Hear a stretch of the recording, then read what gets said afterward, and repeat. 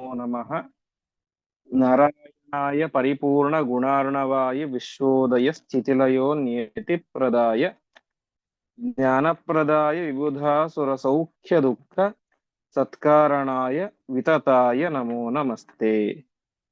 ಶ್ರೀಗುರುಭ್ಯೋ ನಮಃ. ಹರಿ ಓಂ.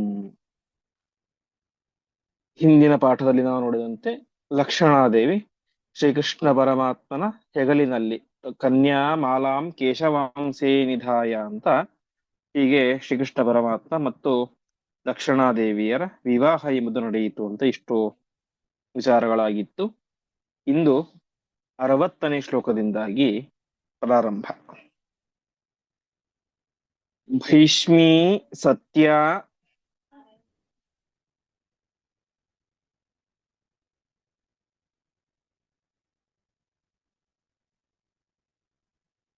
ಚೈಕತನುರ್ದ್ವಿಧೈವ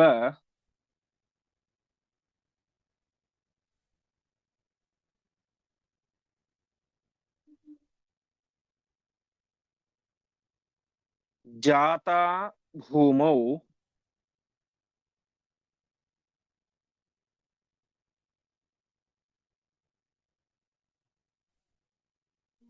ಪ್ರಕೃತಿರ್ಮೂಲಭೂತ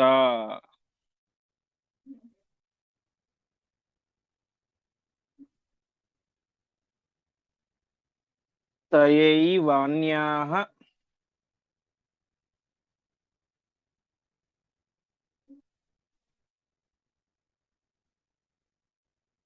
ಸರ್ವದಾನುಪ್ರವಿಷ್ಟಾಃ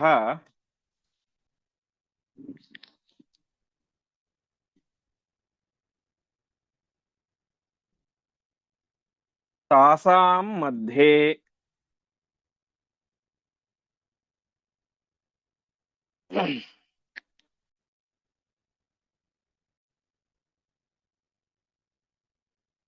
ಜಾಂಬವತಿ ಪ್ರಧಾನ.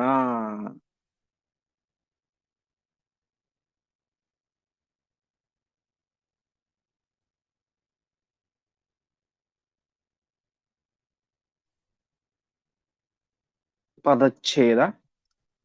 ಭೈಷ್ಮೀ ಸತ್ಯ ಚ ಏಕತನುಃ ದ್ವಿಧಾ ಏವ ಜಾತಾ ಭೂಮೌ ಪ್ರಕೃತಿಃ ಮೂಲಭೂತ ತಯಾ ಏವ ಅನ್ಯಾಃ ಸರ್ವದಾ ಅನುಪ್ರವಿಷ್ಟಾಃ ತಾಸಾಂ ಮಧ್ಯೆ ಜಾಂಬವತಿ ಪ್ರಧಾನ. ಅಷ್ಟಮಹಿಷಿಯರು ಅಂತ ಹಿಂದೆ ಆಗಿತ್ತು, ಯಯಾವೇತ ಅಷ್ಟ ಮಹಾಮಹಿಷ್ಯ ಅಂತ. ಅದರಲ್ಲಿ ಭೈಷ್ಮಿ ಮತ್ತು ಸತ್ಯ ಅಂದ್ರೆ ಭೀಷ್ಮಕ ರಾಜನ ಮಗಳಾದಂತಹ ರುಕ್ಮಿಣೀ ದೇವಿ ಮತ್ತು ಸತ್ಯಭಾಮಾದೇವಿ ಇವರಿಬ್ಬರು ಕೂಡ ಸಾಕ್ಷಾತ್ ಮಹಾಲಕ್ಷ್ಮಿಯೇ ಆಗಿದ್ದಾರೆ. ಪ್ರಕೃತಿ ಮೂಲಭೂತ ಅಂದ್ರೆ ಸಾಕ್ಷಾತ್ ಮಹಾಲಕ್ಷ್ಮಿ, ಪ್ರಕೃತಿಗೆ ಅಭಿಮಾನಿಯಾದಂತಹ ಮಹಾಲಕ್ಷ್ಮೀ ದೇವಿ. ಹೀಗೆ ಪ್ರಕೃತಿ ಮೂಲಭೂತ ಆ ಮಹಾಲಕ್ಷ್ಮೀ ದೇವಿಯೇನೆ ಏಕತನುಹು ಒಬ್ಬಳೆ ದ್ವಿಧ ಎರಡು ರೂಪಗಳಿಂದಾಗಿ ಭೂಮಿಯ ಮೇಲೆ ಭೂಮವು ಜಾತ ಅವತಾರವನ್ನು ಮಾಡಿದ್ದಾಳೆ. ಹೀಗೆ ರುಕ್ಮಿಣಿ ಮತ್ತು ಸತ್ಯಭಾಮ ದೇವಿಯರು ಸಾಕ್ಷಾತ್ ಮಹಾಲಕ್ಷ್ಮಿಯೇ ಆಗಿದ್ದಾರೆ. ಇನ್ನು ಉಳಿದ ಮಹಿಷಿಯರು ಅನ್ಯಾಹ ಉಳಿದ 6 ಮಹಿಷಿಯರು ತಯ ಆ ಲಕ್ಷ್ಮೀ ದೇವಿಯಿಂದಾಗಿ ಸರ್ವದಾ ಅನುಪ್ರವಿಷ್ಟ ಯಾವಾಗಲೂ ಕೂಡ ಮಹಾಲಕ್ಷ್ಮೀ ದೇವಿಯರ ಆವೇಶ ಆ 6 ಜನರಲ್ಲಿ ಇರುತ್ತೆ. ಯಾರಲ್ಲಿ ಕಾಳಿಂದಿ, ಜಾಂಬವತಿ, ನೀಲ, ಮಿತ್ರವಿಂದ, ಲಕ್ಷಣ, ಭದ್ರ ಈ 6 ಜನರಲ್ಲಿ ಯಾವಾಗಲೂ ಕೂಡ ಮಹಾಲಕ್ಷ್ಮೀ ದೇವಿಯರ ಆವೇಶ ಎಂಬುದು ಇರುತ್ತೆ. ಸರಿ, ಅವರ ಮಧ್ಯದಲ್ಲಿ ಮತ್ಯಾರು ಪ್ರಧಾನರು ಅಂತಂದ್ರೆ ತಾಸಾಂ ಮಧ್ಯೆ ಜಾಂಬವತಿ ಪ್ರಧಾನ. ಈ ಷಣ್ಮಹಿಷಿಯರಲ್ಲೂ ಕೂಡ ಜಾಂಬವತಿ ಶ್ರೇಷ್ಠಳು ಎಂಬುದಾಗಿ ತಿಳಿಸ್ತಾ ಇದ್ದಾರೆ. ಹೀಗೆ ಅಷ್ಟಮಹಿಷಿಯರಲ್ಲಿ ಇಬ್ಬರು ಸಾಕ್ಷಾತ್ ಮಹಾಲಕ್ಷ್ಮಿಯರು, ಉಳಿದವರಲ್ಲಿ ಮಹಾಲಕ್ಷ್ಮೀ ದೇವಿಯರ ಆವೇಶ ಯಾವಾಗಲೂ ಇರುತ್ತೆ ಎಂಬುದಾಗಿ ಆಚಾರ್ಯರು ತಿಳಿಸ್ತಾ ಇದ್ದಾರೆ. ಮುಂದೆ ರಾಮೇಣ ತುಲ್ಯ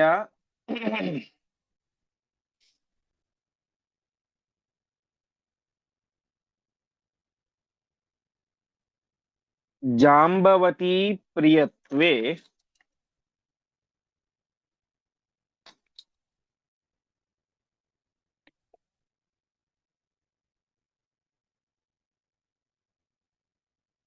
कृष्णस्यान्याः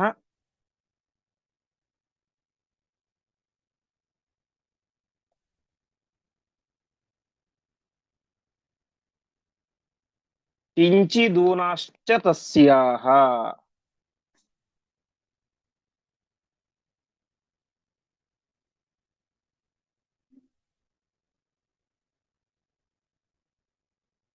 यदा वेशो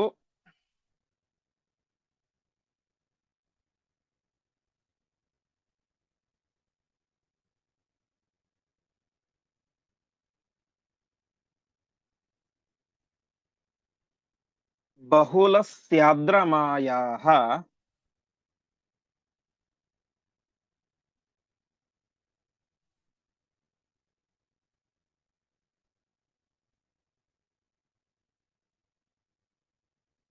तदा तासु प्रीयते।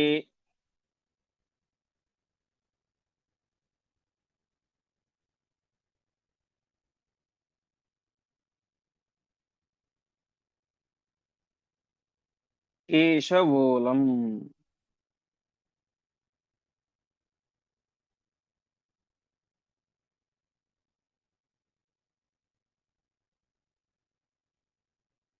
पदच्छेद। रामेण तुल्या जाम्बवती प्रियत्वे कृष्णस्य अन्याः किञ्चित् ऊनाः च तस्याः। यदा आवेशः बहुलः स्यात् रमायाः तदा तासु प्रीयते ಕೇಶವಃ ಅಲಂ। ಇದರಲ್ಲಿ ಹೇಳ್ತಾ ಇದ್ದಾರೆ, ಈ ಕೃಷ್ಣನಿಗೆ ಅನೇಕರು ಪ್ರೀತಿ ಪಾತ್ರರು. ಆ ಪ್ರೀತಿ ಪಾತ್ರರಲ್ಲೂ ಅದೇ ಪ್ರೀತಿ ಪಾತ್ರತೆಯ ವಿಚಾರದಲ್ಲೂ ಕೂಡ ತಾರತಮ್ಯ ಇದೆ ಅಂತ ಹೇಳ್ತಾರೆ. ಅರ್ಥಾತ್ ಪರಮಾತ್ಮನಿಗೆ ಯಾರ್ಯಾರು ಎಷ್ಟೆಷ್ಟು ಪ್ರೀತಿ ಪಾತ್ರರು ಅಂತ. ಅದರಲ್ಲಿ ಕೃಷ್ಣನಿಗೆ ಪ್ರೀತಿ ಪಾತ್ರವಾಗುವಂತಹ ವಿಚಾರದಲ್ಲಿ ಜಾಂಬವತಿ ಏನಾಗಿದ್ದಾಳೆ, ರಾಮೇಣ ತುಲ್ಯ, ಬಲರಾಮನಿಗೆ ಸಮಾನಳಂತೆ. ಅರ್ಥಾತ್ ಪರಮಾತ್ಮ ಬಲರಾಮನ ಮೇಲೆ ಯಾವ ರೀತಿಯಾದಂತಹ ಪ್ರೀತಿಯನ್ನು ತೋರಿಸ್ತಾ ಇದ್ನೋ ಅದೇ ರೀತಿಯಾದಂತಹ ಪ್ರೀತಿಯನ್ನ ಜಾಂಬವತಿಯಲ್ಲೂ ಕೂಡ ತೋರಿಸ್ತಾ ಇದ್ದ. ಹೀಗೆ ಕೃಷ್ಣಸ್ಯ ಪ್ರಿಯತ್ವೆ ಜಾಂಬವತಿ ರಾಮೇಣ ತುಲ್ಯ. ಉಳಿದವರು ಕಿಂಚಿತ್ ಊನಾಹ, ಉಳಿದವರು ಅವರಿಗಿಂತ ಅರ್ಥಾತ್ ಜಾಂಬವತಿಗಿಂತ ಸ್ವಲ್ಪ ಕಡಿಮೆ. ಮಾತ್ರ ಅಲ್ಲ, ಅಷ್ಟು ಮಾತ್ರ ಅಲ್ಲ, ಯದಾ ಆವೇಶ ಬಹುಲ ಸ್ಯಾತ್, ಅಂದ್ರೆ ಆವೇಶ ಯಾವಾಗಲೂ ತಟಸ್ಥವಾಗಿರೋದಿಲ್ಲ, ಕೆಲವೊಮ್ಮೆ ಜಾಸ್ತಿ ಆಗ್ತಾ ಇರುತ್ತೆ, ಕೆಲವೊಮ್ಮೆ ಕಡಿಮೆ ಆಗ್ತಾ ಇರುತ್ತೆ. ಹಾಗಾಗಿ ಯಾವಾಗ ಲಕ್ಷ್ಮೀ ದೇವಿಯರ ಆವೇಶ ತಾಸು, ತಾಸು ಅಂದ್ರೆ ಅವರಲ್ಲಿ ಅಂತ, ಆ ಷಣ್ಮಹಿಷರಲ್ಲಿ ಜಾಸ್ತಿ ಆಗ್ತಾ ಇತ್ತು, ಬಹುಲಃ ಸ್ಯಾತ್, ಆವಾಗ ಪರಮಾತ್ಮ ಏನ್ ಮಾಡ್ತಾ ಇದ್ದ, ಕೇಶವ ಅಲಂ ಪ್ರೀತಿ ಜಾಸ್ತಿ ಮಾಡ್ತಾ ಇದ್ದ ಅಂತ. ರಮಾದೇವಿಯರ ಆವೇಶ ಅವರಲ್ಲಿ ಜಾಸ್ತಿ ಆದಾಗ ಜಾಸ್ತಿ ಪ್ರೀತಿಯನ್ನು ಮಾಡ್ತಾ ಇದ್ದ, ಕಡಿಮೆ ಆದಾಗ ಕಡಿಮೆ ಪ್ರೀತಿ. ಹೀಗೆ ಅದರಲ್ಲೂ ಕೂಡ ತಾರತಮ್ಯ ಎಂಬುದು ಇದೆ ಎಂಬುದಾಗಿ ಆಚಾರ್ಯರು ತಿಳಿಸ್ತಾ ಇದ್ದಾರೆ. ಮುಂದೆ ಯದಾ ವೇಷೋ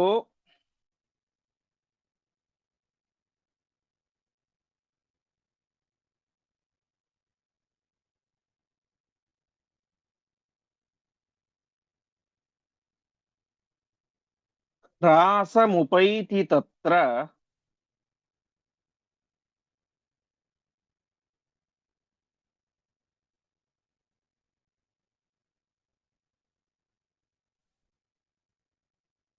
प्रद्युम्नतो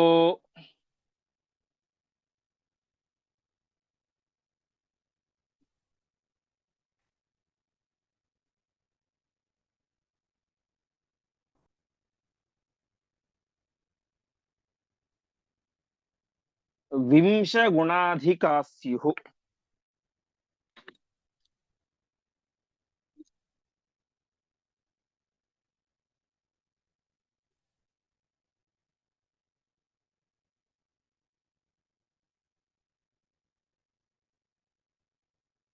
अनादितस्ताः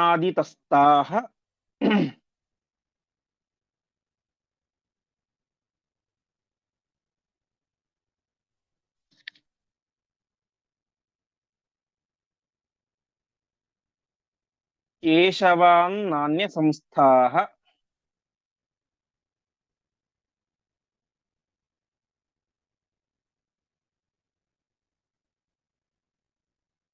रेमे ताभिः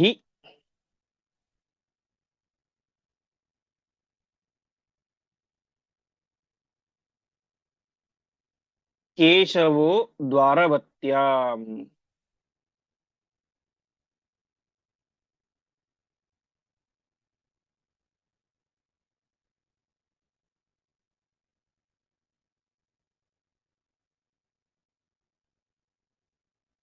पदच्छेद यदा आवेशः ह्रासम् उपैति तत् तत्र प्रद्युम्नतः विंशगुणाधिकाः स्युः। अनादितः ताः केशवात् न अन्यसंस्थाः रेमे ताभिः ಕೇಶವಃ ದ್ವಾರವತ್ಯಾಂ. ಇಲ್ಲಿ ಹೇಳ್ತಾ ಇದ್ದಾರೆ ಮತ್ತೆ, ಯದಾ ಆವೇಶ ಹ್ರಾಸಮುಪೈತಿ, ಯಾವಾಗ ಅವರಲ್ಲಿ ಲಕ್ಷ್ಮೀದೇವಿಯರ ಆವೇಶ ಹ್ರಾಸವಾಗ್ತಾ ಇತ್ತು, ಅರ್ಥಾತ್ ಕಡಿಮೆ ಆಗ್ತಾ ಇತ್ತು, ಆವಾಗ ಅವ್ರೇನಾಗ್ತಾ ಇದ್ರು, ಪ್ರದ್ಯುಮ್ನನಿಗಿಂತ ವಿಂಶ ಗುಣಾಧಿಕಾಹ ಸ್ಯುಹು. ವಿಂಶ ಅಂತಂದ್ರೆ 20, ಪ್ರದ್ಯುಮ್ನನಿಗಿಂತ ಅರ್ಥ ಕಾಮನಿಗಿಂತ 20 ಗುಣ ಅಧಿಕರಾಗ್ತಾ ಇದ್ರು ಅಂತ. ಅಂದ್ರೆ ವಾಸ್ತವಿಕವಾಗಿ ಅವರು ಪ್ರದ್ಯುಮ್ನನಿಗಿಂತ ಯೋಗ್ಯತೆಯಲ್ಲಿ ಶ್ರೇಷ್ಠರೇ ಆಗಿದ್ದಾರೆ. ಇನ್ನು ರಮಾವೇಶ ಕಡಿಮೆ ಆದಾಗ 20 ಗುಣ ಮಾತ್ರ ಅಧಿಕ ಆಗ್ತಾ ಇತ್ತು ಎಂಬುದಾಗಿ ತಿಳಿಸ್ತಾ ಇದ್ದಾರೆ. ಹೀಗೆ ಒಟ್ಟಿನಲ್ಲಿ ರಮಾವೇಶ ಇದ್ದಾಗ ಪರಮಾತ್ಮನಿಗೆ ಅತ್ಯಂತ ಪ್ರೀತಿ ಪಾತ್ರರು, ರಮಾವೇಶ ಕಡಿಮೆ ಆದಾಗ ಸ್ವಲ್ಪ ಕಡಿಮೆ ಆಗ್ತಾ ಇತ್ತು ಅಷ್ಟೇ. ಹೀಗೆ ಅವರು ಹೀಗೆ ಅವರ ಪ್ರೀತಿಯಲ್ಲೂ ಕೂಡ ತಾರತಮ್ಯ ಇತ್ತು. ಪರಮಾತ್ಮ ತೋರಿಸುವಂತಹ ಪ್ರೀತಿಯಲ್ಲಿ ಯೋಗ್ಯತಾನುಸಾರವಾಗಿ ಪರಮಾತ್ಮ ಪ್ರೀತಿಯನ್ನು ತೋರಿಸ್ತಾ ಇದ್ದ. ಇನ್ನೊಂದು ವಿಶೇಷ ವಿಚಾರ ಅಂದ್ರೆ, ಅನಾದಿತಃ ತಾಹ ಕೇಶವಾತ್ ನ ಅನ್ಯ ಸಂಸ್ಥಾಹ, ಅವರು ಅನಾದಿ ಕಾಲದಿಂದಲೂ ಕೂಡ ಕೃಷ್ಣನನ್ನು ಬಿಟ್ಟು ಅನ್ಯ ಸಂಸ್ಥಾಹ ನ, ಇನ್ನೊಬ್ಬರನ್ನ ಹೊಂದಿದವರಲ್ಲ, ಇನ್ನೊಬ್ಬರನ್ನ ಮದುವೆಯಾದವರಲ್ಲ. ಅನಾದಿತಃ ತಾಹ ಕೇಶವಾತ್ ನ ಅನ್ಯ ಸಂಸ್ಥಾಹ, ಅರ್ಥಾತ್ ಅವರು ಪರಮಾತ್ಮನನ್ನು ಬಿಟ್ಟು ಕೃಷ್ಣನನ್ನು ಬಿಟ್ಟು ಬೇರೆ ಯಾರನ್ನು ಕೂಡ ಮದುವೆಯಾದವರಲ್ಲ, ಸೇರಿದವರಲ್ಲ. ಉಳಿದ ಕಾಲದಲ್ಲಿ ತಮ್ಮ ಸ್ವರೂಪದಲ್ಲಿ ತಪಸ್ಸನ್ನು ಮಾಡ್ತಾ ಇರ್ತಾರೆ, ಧ್ಯಾನದಲ್ಲಿ ಇರ್ತಾರೆ. ಕೃಷ್ಣ ಅವತಾರ ಆದಾಗ ಕೃಷ್ಣನನ್ನ ಮದುವೆ ಆಗ್ತಾರೆ ಅಂತ. ಹೀಗೆ ಇಂತಹ ಅಷ್ಟ ಮಹಿಷಿಯರೊಂದಿಗೆ, ಪ್ರಧಾನವಾದಂತಹ ಇಬ್ಬರು ರುಕ್ಮಿಣಿ ಮತ್ತು ಸತ್ಯಭಾಮಿಯರು, ಉಳಿದವರು ಷಣ್ಮಹಿಷಿಯರು, ಇಬ್ಬರನ್ನು ಸೇರಿಸಿಕೊಂಡರೆ ಅಷ್ಟ ಮಹಿಷಿಯರು. ಈ ಅಷ್ಟ ಮಹಿಷಿಯರೊಂದಿಗೆ ಪರಮಾತ್ಮ ಸೇರಿಕೊಂಡು ದ್ವಾರವತ್ಯಾಂ ರೇಮೆ, ದ್ವಾರಾವತಿಯಲ್ಲಿ ವಿಶೇಷವಾದಂತಹ ವಿಹಾರವನ್ನ 8 ಜನ ಪತ್ನಿಯರೊಂದಿಗೆ ಮಾಡ್ತಾ ಇದ್ದಾನೆ. ಮುಂದೆ ಏವಂ ಕೃಷ್ಣೇ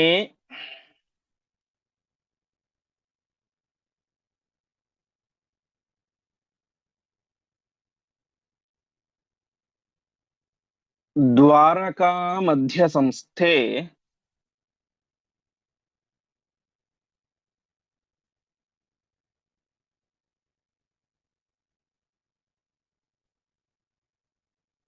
ಗಿರಿಂ ಭೂಪಾಹ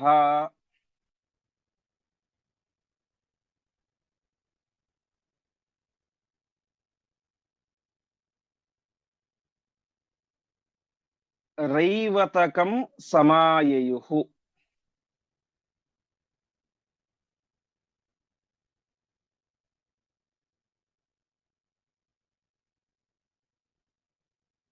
ದುರ್ಯೋಧನಾದ್ಯಾಹ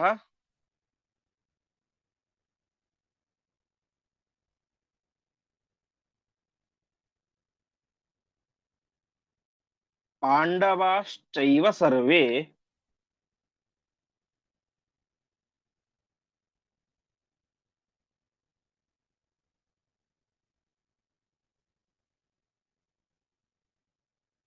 ನಾನಾದೇಶ್ಯಾಃ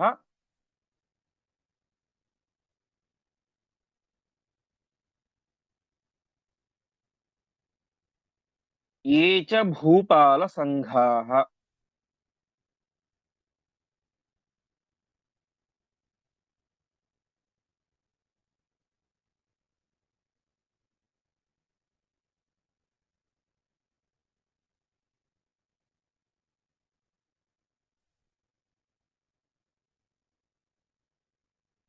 ಪದಚ್ಛೇದ ಏವಂ ಕೃಷ್ಣೇ ದ್ವಾರಕಾ ಮಧ್ಯ ಸಂಸ್ಥೆ ಗಿರಿಂ ಭೂಪಾಃ ರೈವತಕಂ ಸಮಾಯಯುಃ. ದುರ್ಯೋಧನಾದ್ಯಾಃ ಪಾಂಡವಾಃ ಚ ಏವ ಸರ್ವೇ ನಾನಾದೇಶ್ಯಾಃ ಯೇ ಚ ಭೂಪಾಲ ಸಂಘಾಃ. ಹೀಗೆ ಶ್ರೀಕೃಷ್ಣ ಪರಮಾತ್ಮ ದ್ವಾರಕಾ ಮಧ್ಯದಲ್ಲಿ ಇದ್ದ, ದ್ವಾರಕೆಯಲ್ಲಿ ಇದ್ದಾನೆ. ಆವಾಗ ಎಲ್ಲ ರಾಜ ಮಹಾರಾಜರುಗಳು ಕೂಡ ಒಮ್ಮೆ ರೈವತಕಂ ಗಿರಿಂ ಸಮಾಯಯುಹು, ರೈವತ ಎನ್ನುವಂತಹ ಪರ್ವತಕ್ಕೆ ಬರ್ತಾ ಇದ್ದಾರೆ. ಯಾರ್ಯಾರು ಬಂದ್ರು? ದುರ್ಯೋಧನಾದ್ಯಾಹ ಪಾಂಡವಾಶ್ಚೈವ ಸರ್ವೇ ನಾನಾದೇಶ್ಯಾಹ. ದುರ್ಯೋಧನಾದಿ ಕೌರವರು, ಎಲ್ಲ ಪಾಂಡವರು ಮತ್ತು ಬೇರೆ ಬೇರೆ ದೇಶದ ಎಲ್ಲ ಭೂಪಾಲ ಸಂಘಾಹ, ರಾಜ ಮಹಾರಾಜರುಗಳ ಸಮೂಹವೇನೆ ರೈವತಗಿರಿಗೆ ಬಂತು ಅಂತ. ಅಂದ್ರೆ ಏನಾಯ್ತು, ವಾಸ್ತವಿಕವಾಗಿ ದುರ್ಯೋಧನ ಒಂದು ಯಾಗವನ್ನು ಮಾಡಿದ ಅಂತೆ. ಆ ಯಾಗಕ್ಕೆ ಎಲ್ಲ ರಾಜರನ್ನು ಕೂಡ ಆಹ್ವಾನ ಮಾಡಿದ. ಆವಾಗ ಅವರಿಗೆ ಅಲ್ಲಿ ಹತ್ತಿರದಲ್ಲಿಯೇ ದ್ವಾರಕಾ ಪಟ್ಟಣ ಇದೆ. ಅವರಿಗೆ ಭಾರಿ ಆಶ್ಚರ್ಯ ಆಯ್ತು ಅಂತೆ. ದ್ವಾರಕಾ ಪಟ್ಟಣವನ್ನ ಪರಮಾತ್ಮ ಯಾವ ರೀತಿ ನಿರ್ಮಾಣ ಮಾಡಿಸಿದ್ದಾನೆ ಅಂತ. ಯಾಕಂದ್ರೆ ದ್ವಾರಕಾ ಪಟ್ಟಣ ಅದು ಸಾಮಾನ್ಯ ಪಟ್ಟಣಗಳಂತೆ ನೆಲದ ಮೇಲೆ ನಿರ್ಮಾಣವಾದಂತಹ ಪಟ್ಟಣವಲ್ಲ, ಸಮುದ್ರದ ಮಧ್ಯದಲ್ಲಿ ನಿರ್ಮಾಣವಾದಂತಹ ಅದ್ಭುತವಾದಂತಹ ಪಟ್ಟಣ. ಅದನ್ನ ಕಾಣಬೇಕು ಅಂತ ಅವರೇ ಮಾಡಿದ್ರು. ಆ ದ್ವಾರಕೆ ಹತ್ತಿರದಲ್ಲಿನೇ ಒಂದು ಪರ್ವತ ಇತ್ತು, ರೈವತ ಪರ್ವತ ಅಂತ. ಅದನ್ನು ಆ ಮಹಾಭಾರತದಲ್ಲಿ ಕ್ರೀಡಾಶೈಲ ಅಂತ ಕರೀತಾರೆ. ಅರ್ಥಾತ್ ಒಂದು ರೀತಿಯಾದಂತಹ ಆ ಮೋಜು ಮಾಡುವಂತಹ ಪರ್ವತ ಅದು. ಯಾವ ರೀತಿಯಾಗಿ ಇವತ್ತೆಲ್ಲ ಜನ ಟ್ರಕ್ಕಿಂಗ್ ಅಂತ ಹೋಗ್ತಾರೆ ಪರ್ವತಗಳಲ್ಲಿ, ನಂದಿ ಹಿಲ್ಸ್ ಅಂತೆಲ್ಲ ಹೋಗ್ತಾರೆ. ಅದು ಏನೋ ಒಂದು ರೀತಿಯಾದ ವಿಹಾರದ ಸ್ಥಳ. ಈಗ ಹಾಗೆ ಈ ರೈವತವೆನ್ನುವಂತಹ ಪರ್ವತವು ಕೂಡ ಒಂದು ರೀತಿಯಾದಂತಹ ವಿಹಾರ ಸ್ಥಳವಾಗಿತ್ತು. ಅಂತಹ ಆ ರೈವತ ಪರ್ವತಕ್ಕೆ ಎಲ್ಲ ರಾಜ ಮಹಾರಾಜರುಗಳ ಸಮೂಹ, ಅದೇ ರೀತಿಯಾಗಿ ವಿಶೇಷವಾಗಿ ದುರ್ಯೋಧನನೂ ಬಂದ ಮತ್ತು ಪರಮಾತ್ಮನಿಗೆ ಅತ್ಯಂತ ಪ್ರೀತಿಪಾತ್ರರಾದಂತಹ ಅನೇಕ ಪಾಂಡವರು ಕೂಡ ಬಂದರು ಎಂಬುದಾಗಿ ತಿಳಿಸ್ತಾ ಇದ್ದಾರೆ. ಮುಂದೆ ಆತ್ಮಾನಂ ತಾನ್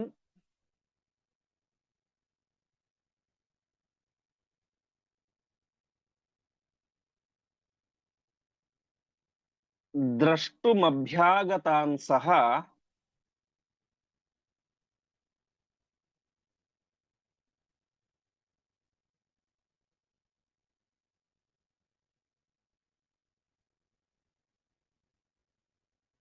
ಕೃಷ್ಣೋ ಗಿರೌ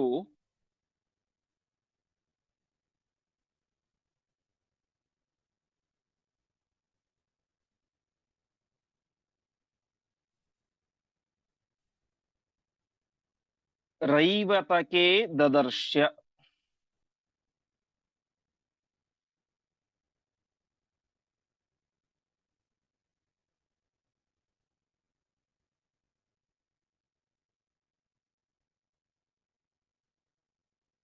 ನಮಸ್ಕೃತೆ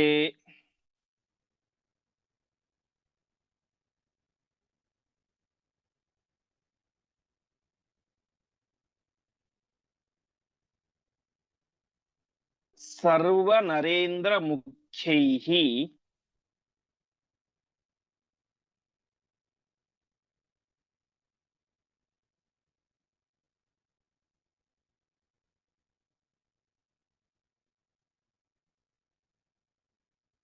ಕೃಷ್ಣೇ ವೈದರ್ಭ್ಯ.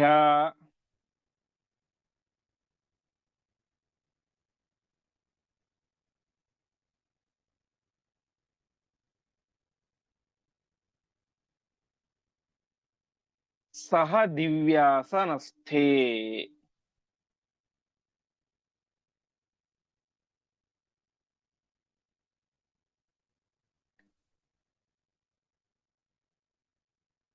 ಪದಚ್ಛೇದ. ಆತ್ಮಾನಂ ತಾನ್ ದ್ರಷ್ಟುಂ ಅಭ್ಯಾಗತಾನ್ ಸಹ ಕೃಷ್ಣಃ ಗಿರೌ ರೈವತಕೆ ದದರ್ಶ. ನಮಸ್ಕೃತೆ ಸರ್ವ ನರೇಂದ್ರ ಮುಖ್ಯೈಃ ಕೃಷ್ಣೇ ವೈದರ್ಭ್ಯ ಸಹ ದಿವ್ಯಾಸನಸ್ಥೆ. ಇದು ಮಹಾಭಾರತದಲ್ಲಿ ಪ್ರಸಿದ್ಧವಾದಂತಹ ಒಂದು ಉಪಾಖ್ಯಾನ, ಧನ್ಯಾಶ್ಚರ್ಯೋಪಾಖ್ಯಾನ ಅಂತ. ಪರಮಾತ್ಮನ ಮಹಿಮೆಯನ್ನ ವಿಶೇಷವಾಗಿ ಹೇಳುವಂತಹ ಒಂದು ಉಪಾಖ್ಯಾನ. ಅದನ್ನು ಆಚಾರ್ಯರು ಇಲ್ಲಿ ಸಂಗ್ರಹ ರೂಪವಾಗಿ ನಮಗೆ ತಿಳಿಸ್ತಾ ಇದ್ದಾರೆ. ಹೀಗೆ ಎಲ್ಲರೂ ಕೂಡ ರೈವತ ಪರ್ವತದಲ್ಲಿ ಬಂದಿದ್ದಾರೆ. ಆವಾಗ ಶ್ರೀಕೃಷ್ಣ ಪರಮಾತ್ಮ ಅಲ್ಲಿಗೆ ಬಂದ ಅಂತೆ, ರೈವತ ಪರ್ವತಕ್ಕೆ ದ್ವಾರಕೆಯಿಂದಾಗಿ ಬಂದ. ಯಾಕೆ ಬಂದ? ಆತ್ಮಾನಂ ದ್ರಷ್ಟುಂ, ತನ್ನನ್ನ ನೋಡ್ಲಿಕ್ಕೆ ಅಂತ ಆ ರಾಜ ಮಹಾರಾಜರೆಲ್ಲೂ ಕೂಡ ಬಂದಿದ್ದಾರೆ. ಹಾಗಾಗಿ ಅಂತಹ ರಾಜರುಗಳಿಗೆ ದರ್ಶನವನ್ನು ಕೊಡಬೇಕು ಅಂತ ಪರಮಾತ್ಮ ರೈವತ ಪರ್ವತದಲ್ಲಿ ಬಂದ. ಆವಾಗ ಎಲ್ಲ ರಾಜ ಮಹಾರಾಜರು ಕೂಡ ಅವನಿಗೆ ನಮಸ್ಕಾರವನ್ನು ಮಾಡ್ತಾರೆ. ಸರ್ವ ನರೇಂದ್ರ ಮುಖ್ಯೈಹಿ ನಮಸ್ಕೃತೆ, ಎಲ್ಲ ರಾಜ ಮಹಾರಾಜರುಗಳು ಕೂಡ ನಮಸ್ಕಾರ ಮಾಡಿದಾಗ ಶ್ರೀಕೃಷ್ಣ ಪರಮಾತ್ಮ ವೈದರ್ಭ್ಯಾಸ ದಿವ್ಯಾಸನಸ್ಥೆ, ಒಂದು ದಿವ್ಯವಾದಂತಹ ಆಸನದಲ್ಲಿ ಪರಮಾತ್ಮ ರುಕ್ಮಿಣಿ ಸಮೇತನಾಗಿ ಕುಳಿತುಕೊಂಡಿದ್ದಾನೆ. ಅಂತಹ ಸರ್ವೋತ್ತಮನಾದಂತಹ ಪರಮಾತ್ಮನಿಗೆ ಎಲ್ಲ ರಾಜ ಮಹಾರಾಜರುಗಳು ಕೂಡ ನಮಸ್ಕಾರವನ್ನ ಮಾಡಿದರು. ಮುಂದೆ ಏತ್ಯಾಕಾಶಾನ್ ನಾರದಃ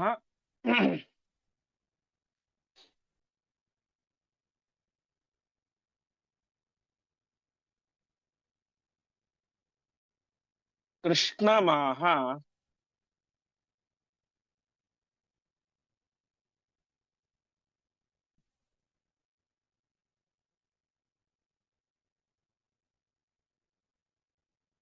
ಸರ್ವೋತ್ತಮಸ್ತ್ವಂ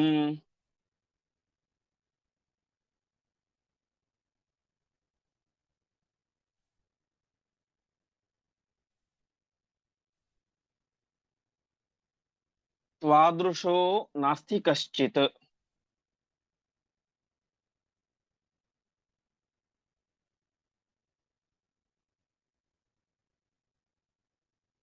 ಇತ್ಯಾಶ್ಚರ್ಯೋ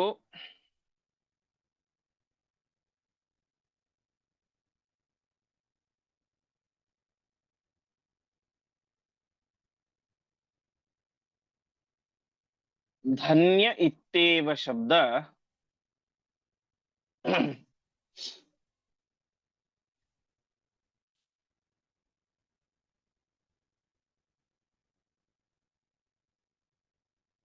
ದ್ವಯೇ ತು ಉಕ್ತೆ.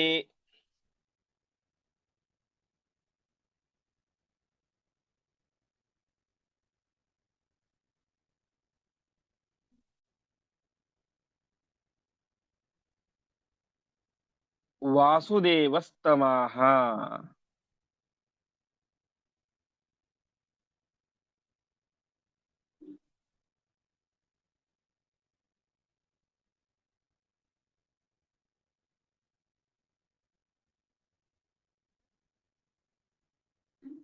ಪದಚ್ಛೇದ.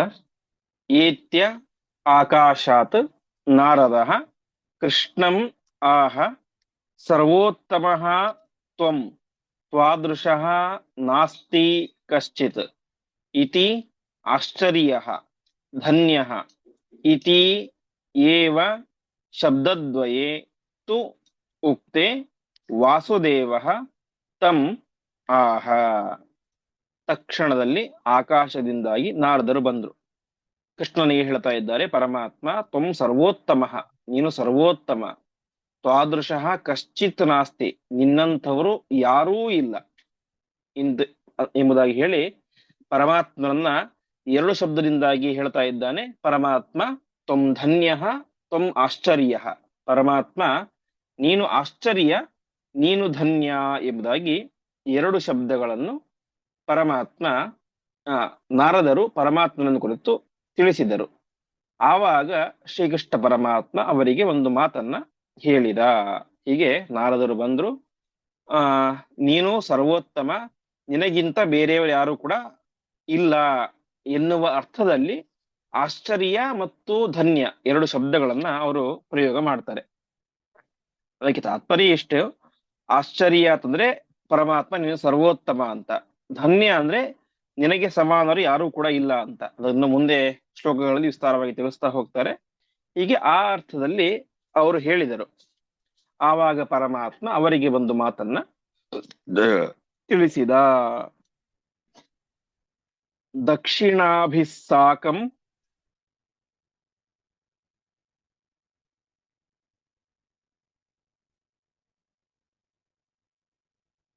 ಇತ್ಯೇವ ಕೃಷ್ಟಂ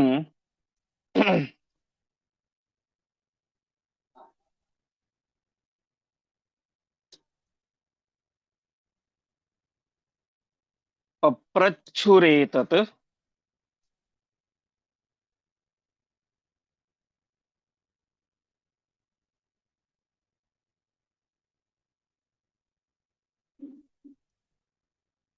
ಕಿಮಿತಿ ಸ್ಮ ಭೂಪಾಃ.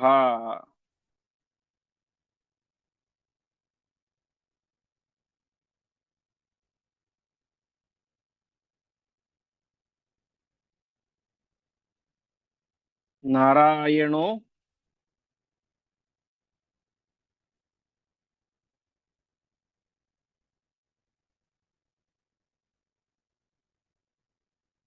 ಮುನಿಮೂಚೇವದೇತಿ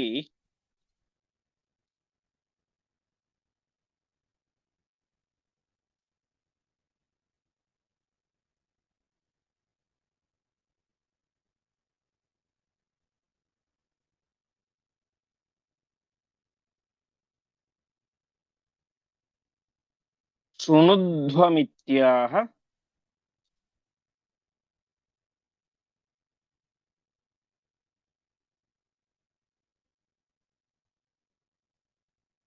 ಸ ನಾರದೋಪಿ.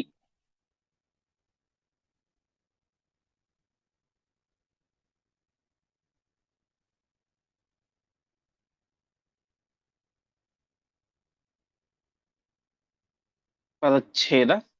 ದಕ್ಷಿಣಾಭಿಃ ಸಾಕಂ ಇತಿ ಏವ ಕೃಷ್ಣಂ ಪಪ್ರಚ್ಛುಃ ಏತತ್ ಕಿಂ ಇತಿ ಸ್ಮ ಭೂಪಾಃ. ನಾರಾಯಣಃ ಮುನಿಂ ಊಚೆ ವದ ಇತಿ ಶೃಣುಧ್ವಂ ಇತಿ ಆಹ ಸಹ ನಾರದಃ ಅಪಿ. ಅಂದ್ರೆ ನಾರದರು ಏನ್ ಹೇಳಿದ್ರು, ಪರಮಾತ್ಮ ನೀನು ಆಶ್ಚರ್ಯ, ನೀನು ಧನ್ಯ ಅಂತ. ಅದಕ್ಕೆ ಪರಮಾತ್ಮ ಹೇಳಿದ ದಕ್ಷಿಣ ಅಭಿಸ್ಸಾಕಂ, ದಕ್ಷಿಣಗಳ ಜೊತೆಗೆ ಅಂತ ಹೇಳಿದ.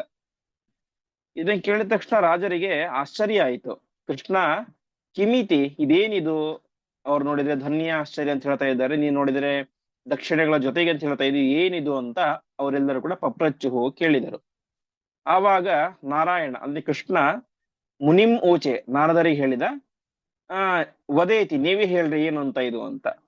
ಅಷ್ಟು ಹೇಳಿದಾಗ ನಾರದರು ಹೇಳ್ತಾರೆ, ಶೃಣುಧ್ವಂ ನಾನು ಹೇಳ್ತೀನಿ ಎಂಬುದಾಗಿ ಹೇಳಲಿಕ್ಕೆ ಶುರು ಮಾಡಿದ್ರು ಅಂತ.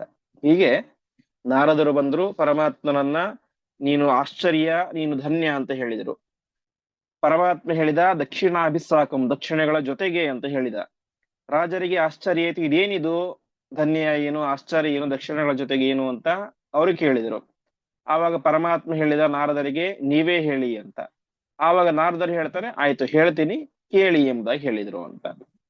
ಹೀಗೆ ಮುಂದೆ ಆ ಧನ್ಯ ಅಂದ್ರೆ ಏನು, ಆಶ್ಚರ್ಯ ಅಂದ್ರೆ ಏನು, ದಕ್ಷಿಣಾಭಿಸ್ಸಾಕಂ ದಕ್ಷಿಣಗಳ ಜೊತೆಗೆ ಧನ್ಯ ಆಶ್ಚರ್ಯ ಅಂದ್ರೆ ಏನು ಅಂತ ವಿಸ್ತಾರವಾಗಿ ಆಚಾರ್ಯರು ಆ ಪರಮಾತ್ಮನ ಅದ್ಭುತವಾದಂತಹ ಮಹಿಮೆಯನ್ನ ತಿಳಿಸ್ಲಿಕ್ಕೆ ಪ್ರಾರಂಭ ಮಾಡ್ತಾರೆ. ಆ ಚಿಂತನೆಯನ್ನು ಮತ್ತೆ ನಾವು ಮುಂದಿನ ಪಾಠದಲ್ಲಿ ಮಾಡೋಣ ಎಂಬುದಾಗಿ ಹೇಳುತ್ತಾ ಇಂದಿನ ಪಾಠವನ್ನ ಶ್ರೀಕೃಷ್ಣಾರ್ಪಣಮಸ್ತು. ನಮಸ್ಕಾರ ಗುರು.